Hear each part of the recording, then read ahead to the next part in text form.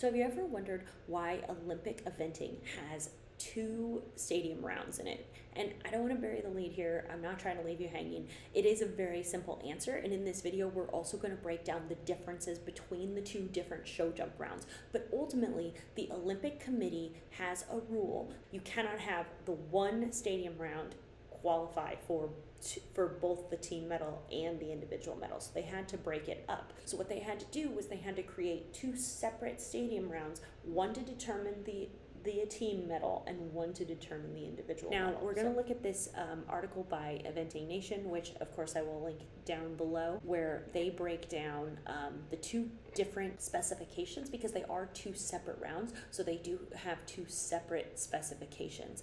And they also, in this article, like I said, I'll link it below so you can read it for yourself. They did interview Michael Young, and of course one of the things he brought up is that the biggest thing that's going to happen is it's ultimately a test of endurance, because now the horse has to do that much more jumping. They have to put in that much more effort. And he said that in between the two rounds, the horses get about an hour to an hour and a half of rest. And for some horses and riders, that's going to be an asset, because they get a chance to just rest and get ready for the next round. But sometimes that actually works against the horse and rider, because if the horse mentally switches off, which my horse would do for sure, thinking they are done, then they tend to kind of get stiff and get tight, and not thinking they're going to have to do more work, basically. And this isn't, it's not a knock against my horse. He definitely would put in the effort if I put things in front of him. He just tends to, after he does his workout, he tends to go, okay, I'm done.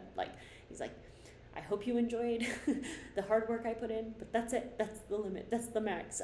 But he loves jumping, so as soon as you put jumps in front of him, he's like, okay, well, fine, I'll do that. Like I said, article is linked below in case you want to look at specifically what Michael Young had to say about the challenges that all the horses and riders face in this format, because the format is relatively new. I was trying to look at when the first year that they did this was, and I think I've gone back to at least 2012 where they had this format where you do the two jump rounds instead of just one, but I couldn't find a definitive answer on that, so it is what it is. So eventing jumping, there is the team versus the individual. Now, one of the things that they specifically have for team versus individual is the team is a 4-star level show jump round, not only in the height but also in the number of fences and the maximum number of jumping efforts, meaning that say you have 13 fences, then one of those would probably be a triple, and actually you wouldn't even want 13 you wouldn't want 13 number of fences, because then all you could really have is a triple in there, and then that would be it, because you can only have 16 jumping efforts. So normally there's probably like 10 or 11 number jumping efforts, and then there would be an AB of sorts, and then there would also be an ABC, that's the triple, which would add up to about 14 or 15 jumping efforts. But one of the things specifically is that it is they're smaller fences, so it's only 1.25 meters, which when you compare that to the individual rounds, it becomes a 5-star level jump round where the fences are bigger, but there are less efforts. You are not allowed to basically, I think that they put these rules in so that the course designer couldn't put the horse through the ringer. And one of the things I found really interesting was during the individual round in Paris, the commentators actually made the comment, which for the record, they were definitely commentators that did not understand eventing before they were given the eventing gig on NBC. But they were saying, oh, nobody's dropping rails, it must be easier, all this stuff.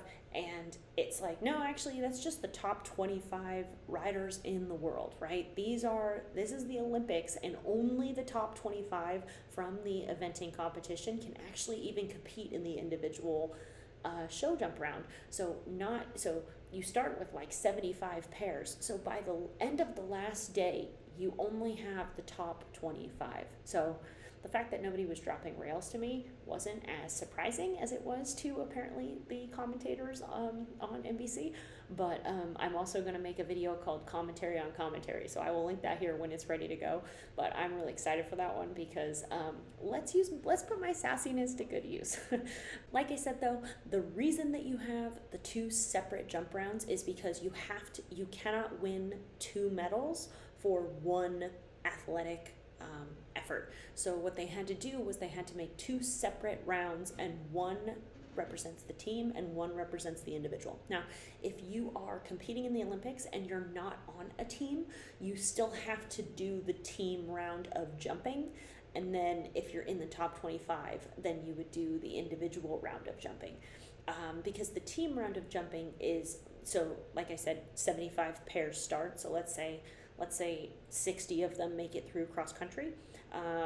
Then all 60 horses do the team round of jumping, and then only the top 25 do that individual round of jumping. So everybody does the team round of jumping, but only the best of the top of the top do that individual round in addition. So I hope you guys found this interesting, and that I finally answered the question of why eventing in the Olympics is actually a 4-day competition and not well, they still do it in 3 days. But check out my video here for they have some proposed format changes for LA 2028 specifically for eventing. They also have some stipulations about whether or not eventing can actually be in the Olympics. So check out this video here if you want to know more about the conversations being had about eventing and eventing specifically in the Olympics, and how they want to change the format so that they can have basically more medal ceremonies and give the horses more time in between specifically these 2 rounds of jumping, because that is a lot of effort to make these horses go through, especially because 3D eventing is a triathlon.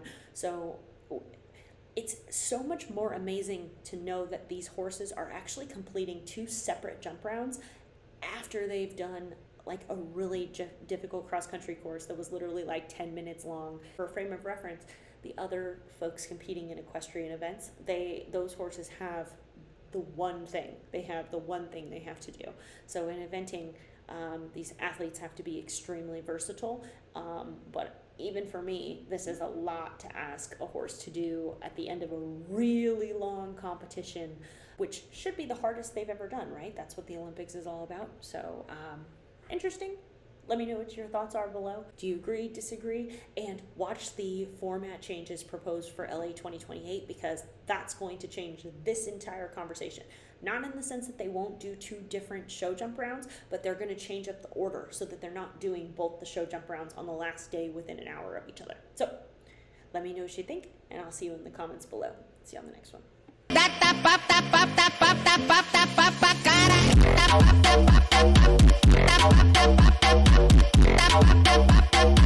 Deixa sua bunda ardendo.